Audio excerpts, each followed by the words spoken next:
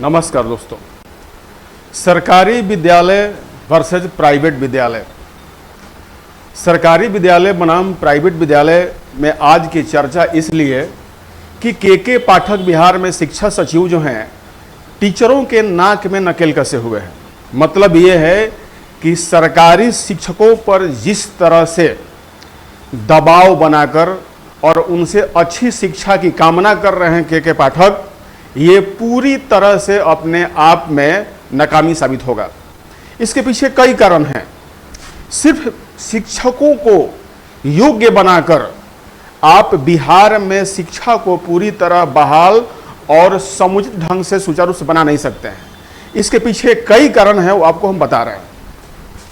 आपने स्क्रीन पे देख रखा है सरकारी विद्यालय VS प्राइवेट विद्यालय और एक सरकारी विद्यालय का चित्र यहां पर है।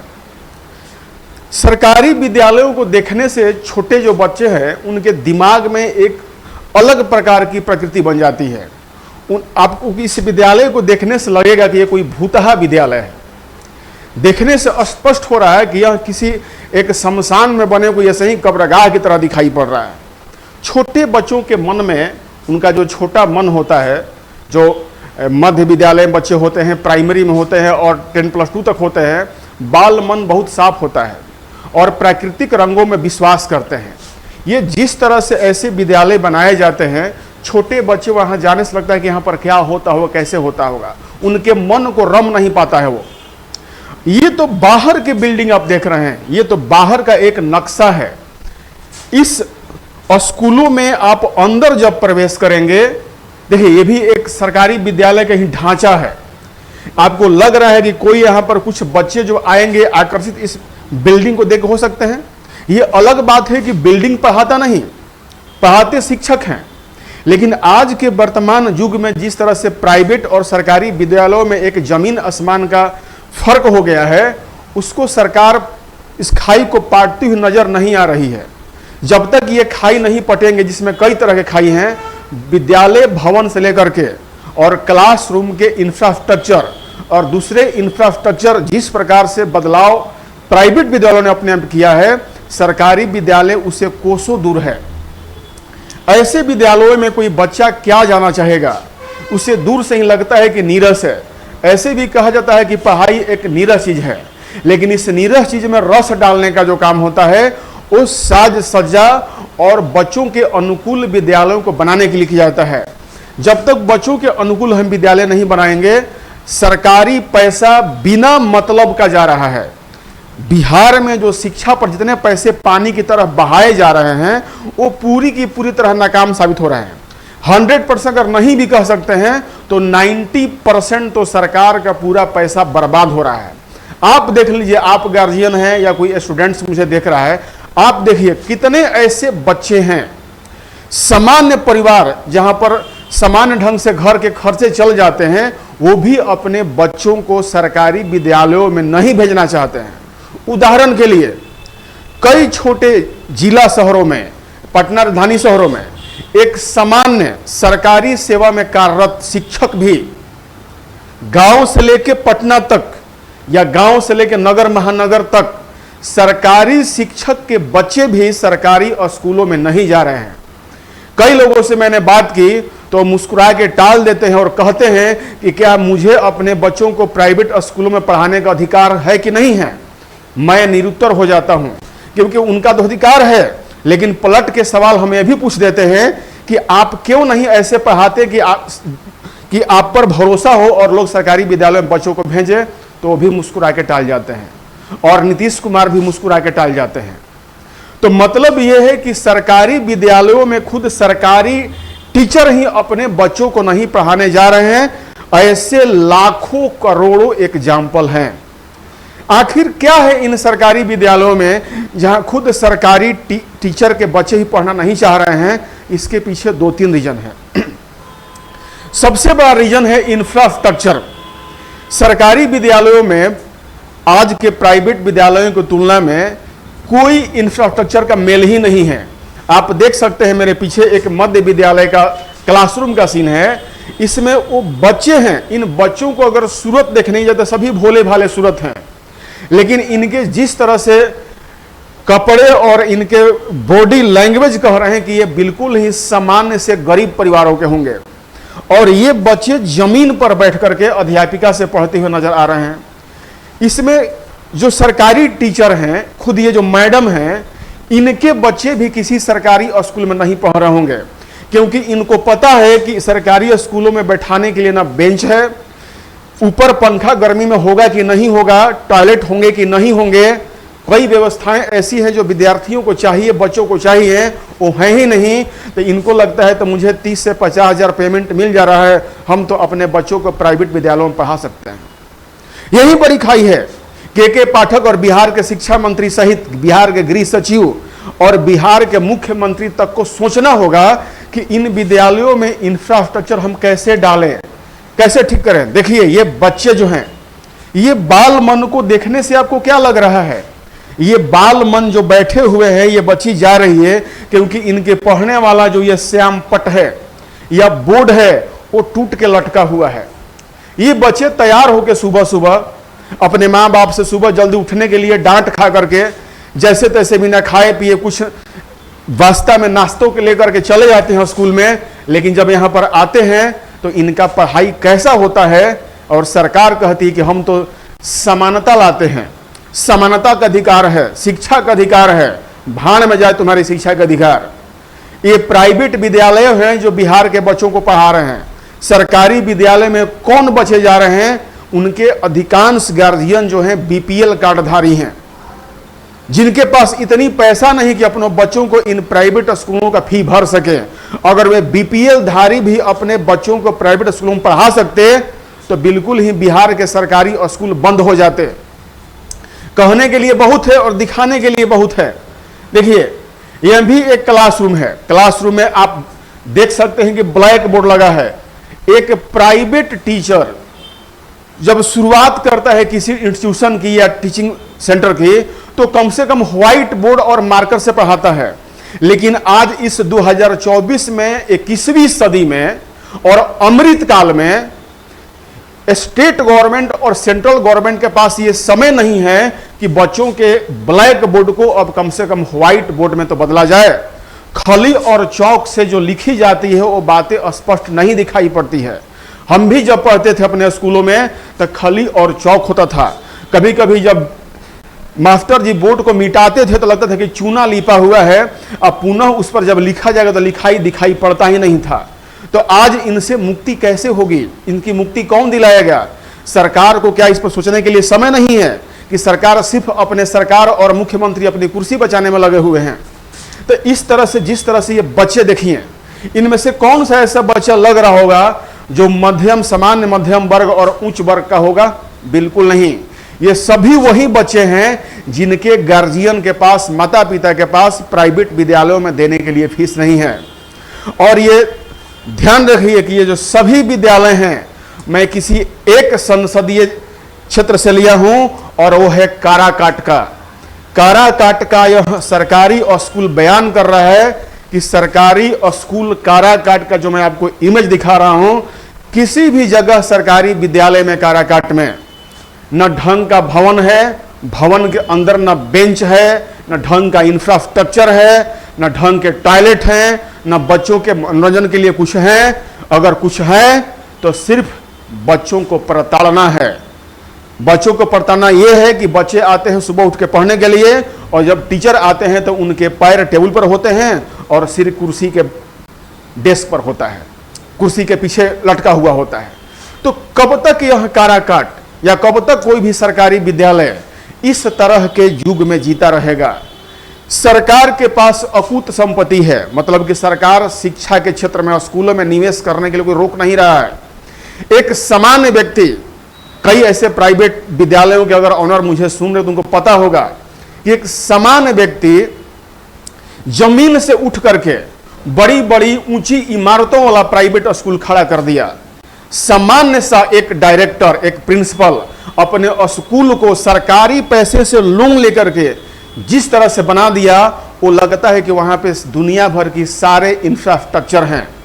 अगर आपको स्कूल प्राइवेट देखनी है, समझनी है, तो आपको मैं काराकाट का ही स्कूल दिखा रहा हूं, जिसमें आपको समझ में आ जाएगा कि इन सरकारी स्कूल वर्सेज प्राइवेट स्कूल में कितने जमीन आसमान का अंतर है।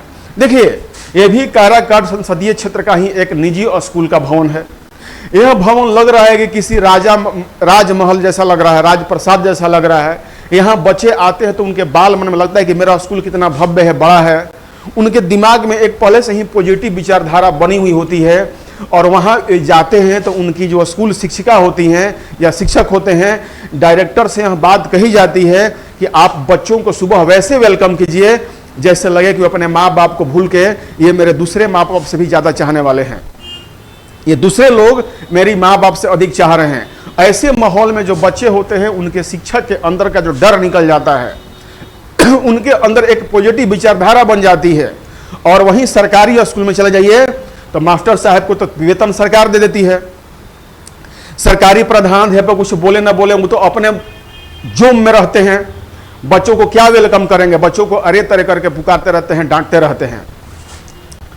तो ये भी देखिए, द डिवाइन पब्लिक स्कूल, ये विक्रमगंज रोहतास का है, ये भी कारागार क्षेत्र का है। ये प्राइवेट विद्यालय है, ये कोई निजी व्यक्ति ने इसको अपने मेहनत से खड़ा किया है। सरकार के पास तो सारी व्यवस्थाएं हैं, क्या सरकार ऐसी भवनें नहीं बना सकती है? क्या ये एमएलए जिन पर कई आपराधिक प्रवृत्ति होती है, उनके कई आपराधिक मामले उन पर दर्ज होते हैं, उनकी जो भवन बनाए जाते हैं उस पर करोड़ों रुपए खर्च कर जाते हैं, उनके लिए चलने के लिए गाड़ी दी जाती है। लेकिन बिहार में जिन लोगों के वोटों पर वो चयन करके आते हैं उनके बच्चों के लिए एक झोपड़ी नुमा स्कूल ये सरकार दे देती है और सरकार कहती है कि समानता का अधिकार है। कौन सी समानता भाई? कितने दिन तक आप अपने वोटरों को लूटते रहेंगे, उन्हें बेवकूफ बनाते रहेंगे, जाति पाति के नाम पे उन्हें बांटते रहेंगे, हिंदू मुस्लिम करते रहेंगे? कहां गया आपका नैतिकता? ये स्कूल देखने से आपको क्या लग रहा है? एक अदना सा व्यक्ति, एक छोटा सा व्यक्ति अपनी मेहनत के बल पर ऐसे स्कूलों को खड़ा कर लेता है। कहने वाले कह दें किसी जमींदार का स्कूल होगा, नहीं। ऐसे मैं सैकड़ों लोग को जानता हूं जिनके पास कुछ नहीं था, एक स्कूटी थी, पैदल चल चल के वो बच्चों को अपने स्कूलों में ला करके उन्हें अच्छा पढ़ा करके फिर दूसरे सहपाठी उनसे जुड़ते चले गए और स्कूल बनता चला गया और भवन का रूप लेता चला गया, इंफ्रास्ट्रक्चर बनते चले गए। तो क्या सरकार के पास क्या कमी है? सरकार के पास तो सारे कुछ हैं, सरकारी बैंक हैं, फंड है, प्लानिंग है, सब कुछ है, जमीन है, फिर भी उनके भवन ऐसे क्यों नहीं बन पाते? सरकारी शिक्षकों का महीना इस समय वर्तमान में स्कूलों में 30,000 से लेकर के 1.25 लाख तक है। ये टीचर क्या करते हैं कि इनके बच्चे भी इन सरकारी स्कूलों में नहीं जा पाते हैं? ये बहुत बड़ा एक क्वेश्चन मार्क है। सरकार कब तक बिहार को लूटते रहेगी? कब तक ये प्रदेश लूटता रहेगा? अगर किसी को जीवन में आगे बढ़ना होता है तो सबसे ज़्यादा जरूरी होता है शिक्षा। प्राइमरी विद्यालय से लेकर के कॉलेज स्तर, यूनिवर्सिटी स्तर तक बिहार में सब बदहाल है और सरकार कहती है कि हम तो बिहार के विकास करने में लगे हैं, हम लोग काम कर रहे हैं। क्या होगा इस बिहार का? नेक्स्ट देखिए, ये विद्यालयों के इंफ्रास्ट्रक्चर क्लासरूम का है। जिस तरह से आपने एक सरकारी विद्यालय के क्लास का इंफ्रास्ट्रक्चर देखा, ये प्राइवेट का है, किस तरह के सीटिंग अरेंजमेंट है। यहाँ बच्चे आके बिल्कुल घर को भूल जाते हैं, उन्हें थोड़ा सा भी अपने घर का एहसास नहीं होता है, वे स्कूलों से जाने नहीं चाहते हैं। मेरे भी बच्चे 2 स्कूल में पढ़ते हैं, प्राइवेट स्कूल में ही पढ़ते हैं, क्योंकि मैं इन सरकारी स्कूलों को योग्य नहीं समझता कि मेरे बच्चों को पढ़ा सके। किसी की हैसियत नहीं है कि जो प्राइवेट स्कूलों में उनको शिक्षा दी जाती है, कोई स्कूल शिक्षा दे सके। और कोई सरकारी विद्यालय का अगर प्रधानाध्यापक सुन रहा हो तो मुझसे 2 टूक बातें कर सकता है, हैसियत नहीं कि उसको एजुकेशन दे सकता है। तो के पाठक की हैसियत नहीं है कि वो आंख मिला के बात कर सके किसी गार्जियन से कि हाँ जी आपके बच्चों को वही शिक्षा दी जा रही है जो पटना के लोयला में या दूसरे बड़े बड़े स्कूलों में शिक्षा दी जा रही है। बिल्कुल ही समानता का भाव है। जब ये बच्चे बड़े होते हैं और कंपटीशनों में बैठते हैं तो इनके पास समानता तो होती ही नहीं है। इनका एजुकेशन किस लेवल पे हुआ है और उनका एजुकेशन किस लेवल पे हुआ है, इसमें शुरू से ही जमीन आसमान का फर्क है। यूपीएससी जैसी संस्था जो अंग्रेजी को कम करके ग्रामीण क्षेत्रों से आने वाले बच्चों को आईएएस बनाने में मदद करती थी, वो भी आज मुंह मोड़ती नजर आ रही है। सीसेट जैसी व्यवस्था ला करके ग्रामीण क्षेत्रों के बच्चे और हिंदी माध्यम के बच्चे, क्षेत्रीय भाषाओं के बच्चे अब यूपीएससी में कम जा रहे हैं। बिहार के बच्चे अब 2015 के बाद आईएएस कम बन रहे हैं। तो किस प्रकार व्यवस्था अगर प्राइवेट स्कूलों और सरकारी स्कूलों में ही अंतर कर दिया जाता है, बड़ों के बच्चे बाहर पढ़ के चले आते हैं और गरीब के बच्चे वहीं सरकारी स्कूलों में अपने एड़ी दरड़ते रह जाते हैं, तो समानता का अधिकार है कहां? सरकार क्यों नहीं पूरे सरकारी स्कूलों को बंद करके इन प्राइवेट को ही फंडिंग करना शुरू कर दे और इन गरीबों बच्चों को 100% सब्सिडी देकर के इन प्राइवेट स्कूलों में ही भेज दे? क्योंकि कोई भी मध्यम वर्ग और निम्न स्तर का व्यक्ति भी तो सरकारी स्कूलों में पढ़ाना ही नहीं चाहता, उसके पास मजबूरी है। तो सरकार यह अरबों रुपया क्यों इन सरकारी संस्थाओं में खर्च कर रही है? छोटा सा एक बड़े शहर में एक दो छोटे सरकारी स्कूल होते हैं, उन स्कूलों के बच्चों को आसानी से प्राइवेट स्कूलों में समावेश कराया जा सकता है। या सरकार दूसरा काम ये क्यों नहीं करती कि इस तरह से सरकारी भवनों को बना दिया जाए, स्कूलों के भवनों को बना दिया जाए कि प्राइवेट स्कूलों के डायरेक्टर बंगले झांकने लगे। मतलब कि प्राइवेट स्कूलों की तुलना में जब सरकारी विद्यालयों के भवनों की इतना अच्छा किया जा सकता है तो फिर वहां बच्चे क्यों जाएंगे? कितने सरकारी स्कूलों में कंप्यूटर और लैब की व्यवस्था है? नहीं के बराबर है, नहीं के बराबर है। लेकिन प्राइवेट स्कूल में क्लास 1 से प्रेप 1 प्रेप 2 से ही बच्चों को जिस तरह से एजुकेशन दी जा रही है, आधुनिक एजुकेशन, इनमें बिल्कुल ही अंतर है। समाज में समानता लानी होगी तो सरकार को सब कुछ छोड़ करके विद्यालयों में समानता लानी होगी। प्राइवेट स्कूलों से अगर कई गुना ज्यादा अच्छा नहीं कर सकते हैं तो बराबरी के स्तर पर तो ला ही देना होगा। जब बराबरी के स्तर छोड़िए ना, अगर प्राइवेट स्कूलों के 80% तक भी सरकारी विद्यालयों का निर्माण कर दिया जाए तो लोग अपने गाढ़ी कमाई को बचाने के लिए सरकारी विद्यालयों में जाना चाह रहे हैं। लेकिन यहां तो अंतर 2% और 100% की है। तो इस प्रकार बिहार सरकार का एक बड़ा पैसा, एक बड़ा मद, बड़ा फंड पानी की तरह बेकार गंगा में बह रहा है, सोन में बह रहा है, पुनपुन में बह रहा है, करमनासा में बह रहा है।